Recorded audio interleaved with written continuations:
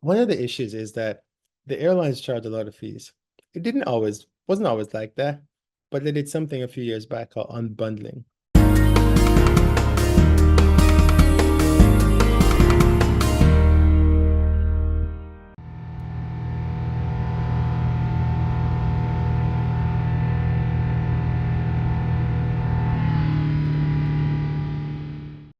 Hello, everyone. This is Kerwin, and welcome to another episode of What's Happening in Travel with Kushu and Kerwin. Kushu is not here today. So much has happened in travel since our very last episode. Then this might be episode 121. Although I think there was an episode between 121, but this is the latest episode. Uh, my background today is just looking out the window of one of my previous flights. And I chose this background because one of the news items today is that a Singapore Airlines Boeing 777-300ER was flying from London to Singapore, and it encountered turbulence. And it looks like it was clear air turbulence. And clear air turbulence is where you look outside and it's clear, but the air is turbulent. And so what happens is you can't predict it. Typically, the airplanes have radars and all that kind of good stuff, and they will predict where the turbulent areas are. Or if other aircraft have flown through the area, they will end up telling it's called pilot reports. And they will tell the other pilots, well, we've experienced turbulence at this level or that level, and where exactly it is. The details aren't out as yet as to exactly what happened, but the airplane was cruising I think it was over the Indian Ocean, I think it was, and it it hit some turbulence. Uh, People were thrown from their seats and I guess the aisles, and they hit the ceiling of the airplane and the luggage compartment. Pictures show um, blood on the ceiling, and it was pretty much a disaster when you walk to the airplane. Um, airplane's going to be in. They had to do an emergency landing in Bangkok, so they didn't quite make it to Singapore. And there are a number of people that are in hospitals, and sadly, one person has passed away. I think they're saying that he had a heart attack. Uh, but one thing is, people aren't. I don't know all the situation around this because we didn't get much reported just yet. But please remember to wear your seatbelts. I have seen on airplanes where as soon as the airplane takes off, they release their seatbelts. It's very important that you keep your seatbelt on. If the pilot has a seatbelt on, there's a reason for it. And you're not superhuman. So don't get up and go walk around as if, normally sometimes a flight attendant has to come on and make an announcement that the seatbelt sign is still on. You need to go to your seats. And I've been on many flights, and I see it all the time. People just don't listen. Or things like they will open the overhead bin, take their stuff out and leave it open. Just close it back. There's no reason for you to leave it open. Oh, I'm going to put my stuff in, but well, open it again. Also, when you have babies, the crew tells you to hold your baby in your hand. And sadly, during turbulence, I mean, the baby's gonna go flying, and it's just really sad. But you can't try as you may. If the turbulence is really violent, it's going to be very difficult for you to hold the baby in your arms. So just remember that when you have to hold, but still you have to hold the children. And I see sometimes like on takeoff, the parents aren't holding the children. Those are the lap children. These are the children that parents didn't buy a seat to accommodate them, so they're sitting in their laps and they're just holding them. Some parents do put them in a baby bassinet or a chair that's actually in the seat and the baby's strapped in. The chair is strapped in and the baby is strapped into the chair. Um, just be very careful out there. Um, there is zero reason for you to release your seatbelt once the plane has touched down. Zero. Matter of fact, the distance between when the airplane lands and it's stopping, then it's taxiing to the gate is extremely important and dangerous. Because if the pilot has to hit that brakes quickly, you're going to go literally flying. And the sad thing is that you're not going to only injure yourself, you're going to injure somebody else. Because more than likely, you're going to fall in and hit somebody else. I've gotten to the point where I just don't argue with people anymore. I don't say anything to them. Because although every now and again, I see people do stupid stuff and I'm like, you need to sit down. We're not at the gate yet. There's things like they're rushing, they need to go to the bathroom and things like that. And I get it, right? But you're not the only person on the plane, and your actions could cause somebody to get injured. This is a very unfortunate situation, and the reports are still not in. But the moral of the story is please, please, please keep those seatbelts securely fastened. And one thing is, people don't listen to the flight attendants. So the flight attendants are there and they're giving their spiel and nobody looks, nobody says anything. I mean, nobody listen to the flight attendant. I saw something recently, I don't know which airline it was, but this lady, the flight attendant asked her about the seat, the sitting in the exit row.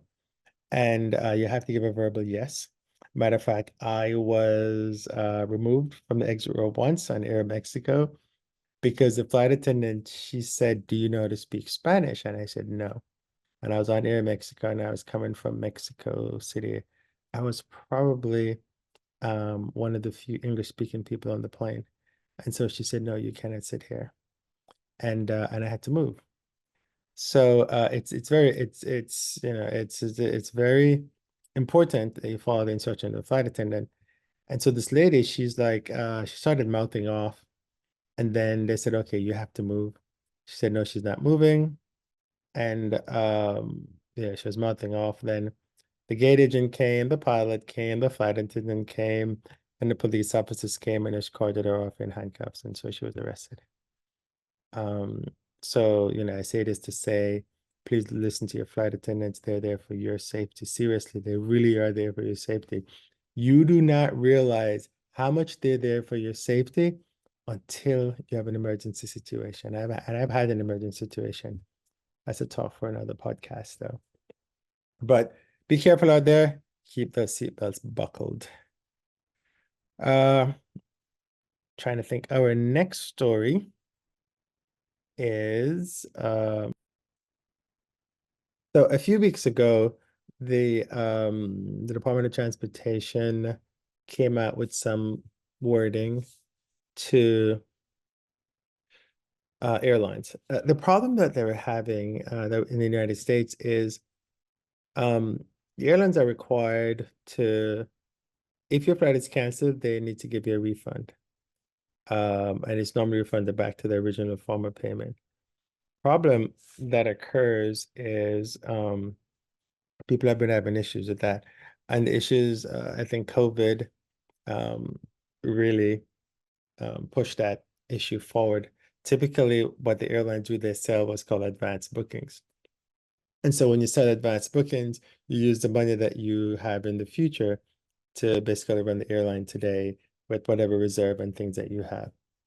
So when COVID happened, they couldn't sell any more advanced bookings because no flights were going anywhere. So they then had to draw on the money that they had in reserve and the money that they already collected for the future flights.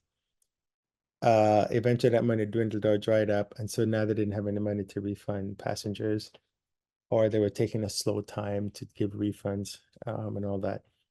And so there's a lots of complaints, and this has kind of happened worldwide. So the Department of Transportation came out with something that said, hey, you need to, I think the initial verbiage was like you have to automatically refund the money. Because what was happening was you'd have to apply, and then when you apply, you have to have like there's reasons, and it's like, well, you knew I was on the flight, you canceled the flight, you need to give me a refund. Why do I have to apply for it? So that's kind of in a nutshell of what's going on with that. So then the Department of Transportation says you need to automatically refund the customer's money. Airlines balked a little bit, and then they adjusted the language a little bit, but still the rule is there. The airlines are now suing, and they are. I think it was Frontier that said, "Well, we don't have the technology to do that." And then I'm like, "But you have the technology. I flew Frontier. You have the technology to charge me for every step of the journey. You have the technology to not put a customer out there. So when you fly with Frontier, the only customer you see is if you have to check into the airport, and they're not really nice. And so and if you have to like get something changed at the airport, you may have to pay to get that done.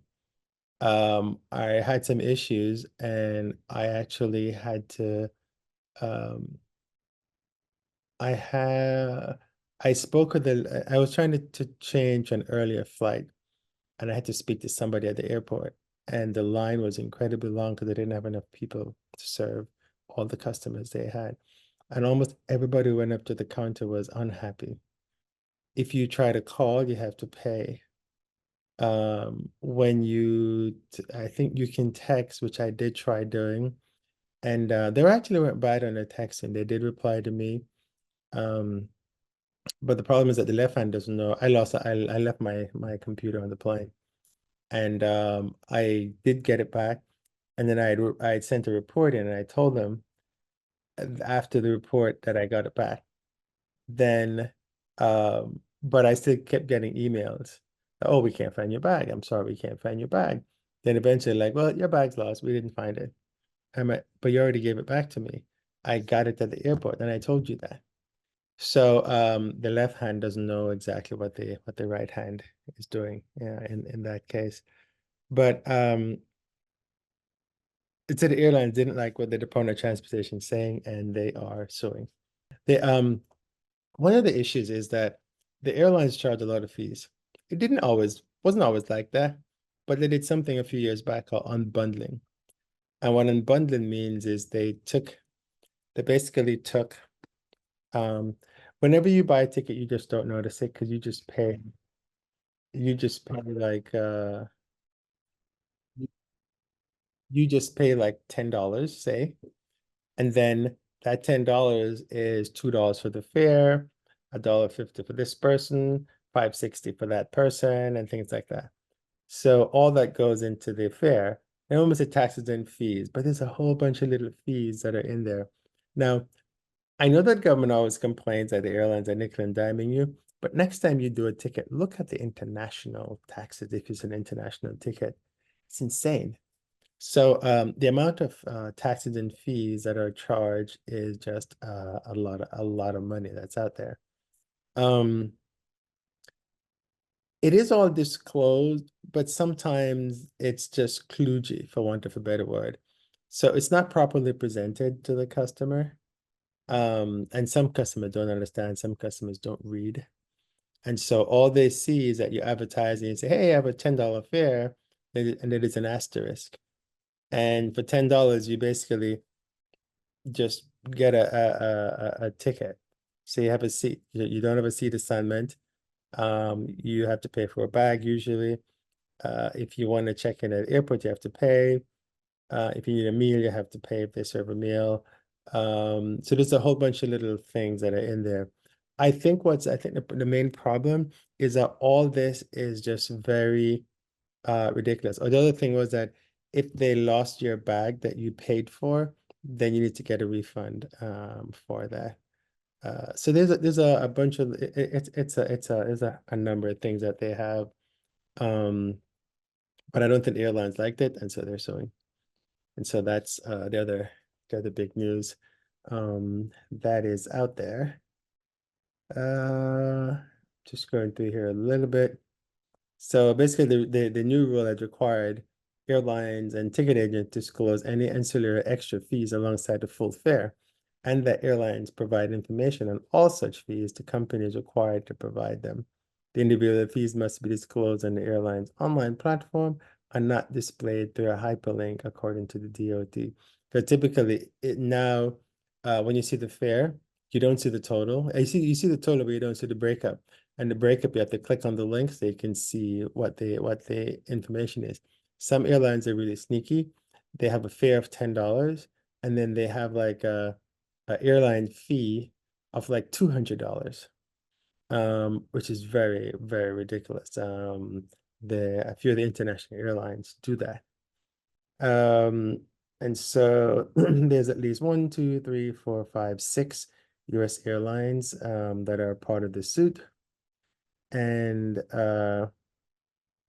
they're saying that the petitioner is seeking an order vacating and setting aside the final rule, challenge it on the grounds that it's contrary to statute.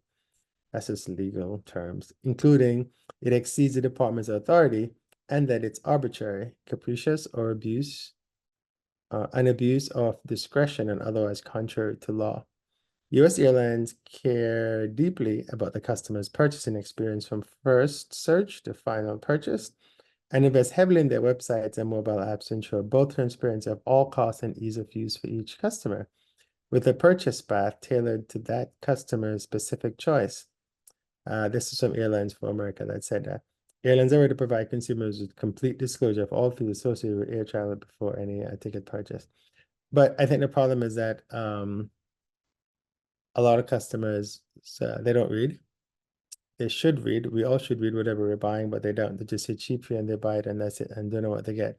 Then they get to the airport and they go, oh, you mean I have to pay for my bag? Well, yes, because what did you expect for a $20 fare to fly halfway across the country for 2.5 hours? Come on. So they don't read and then they yell and scream about things. But the airlines, on the other hand, have a lot of little it's disclosed, but when you go booking, because whenever I book a ticket, I just don't go and buy the ticket. I go through the process because that's what I did for a living, right? So I go through the process and I try to see exactly what the experience for the customer is. Some of the experiences are awful. And when I say awful is there's all these pop-ups going through the booking.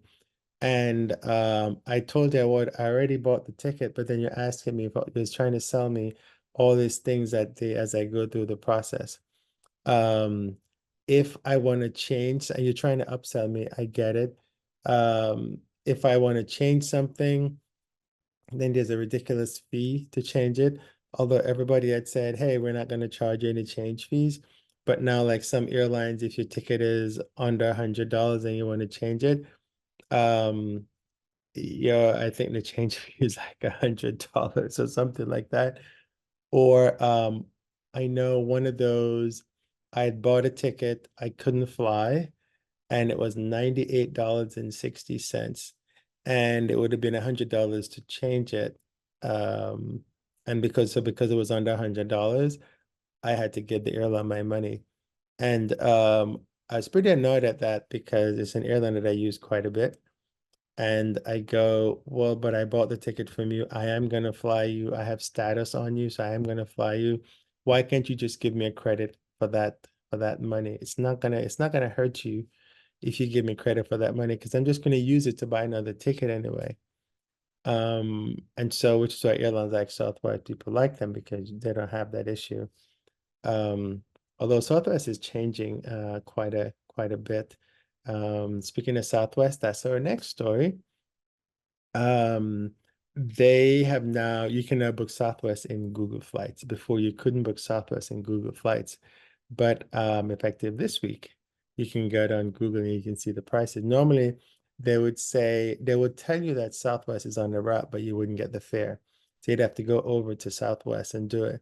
Now, what Google does is they try to work deals with all the airlines. So they typically get a bounty for every customer that they send over to Southwest. My guess is that the new management at Southwest is probably like, well, we're losing money. We need to get as many customers as possible. We should just be a part of Southwest. I mean, part of Google Flights. So now you can go to google.com/flights and you can get Southwest there. Um, I think that's about all the the airline industry is always so interesting. It is always something going on. But those are like the biggest news over the last few weeks that's been out there. Um, the other piece is it is summer, and you're more than likely going to get some type of flight interruption. So it's always good to have travel insurance, passrider.com/travel insurance, and you can check different types of policies there. Um, the reason why travel insurance is important is if you have just recently a friend of mine got sick. She was on vacation and she got sick, and she had to pay everything out of her pocket to get a doctor. She actually needed to get back home so she could um, get care, and she couldn't. So she had to like stay where she was. Doctors came to the house and stuff like that, everything out of her pocket. And then when she got back home, she could actually go to a hospital to get care. And so please be careful out there. Travel insurance is important. I'm not saying this to scare you, but it is. I have an annual policy. You may not need an annual policy, but you should get something that covers you. With the airlines, there's always something going on. It's summer. The flights is coming into summer. Flights are packed to the gills. Um, or whenever there's a weather interruption, you are going to get affected. There's no if, ands, or but about that. And especially if you're going through the airlines hub. One thing to remember is I was flying an American and I was going through Dallas. I was trying to get to Georgia, Savannah.